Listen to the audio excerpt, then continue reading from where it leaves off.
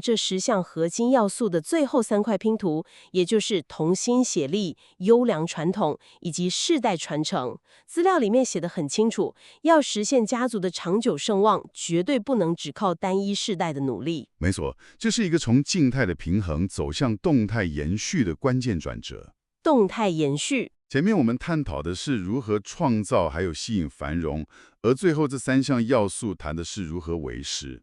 文献中提到的长久盛望是一个跨越时间维度的概念，它指出这是一个从个人修身、集体和谐，最终走向跨世代传承的动态过程。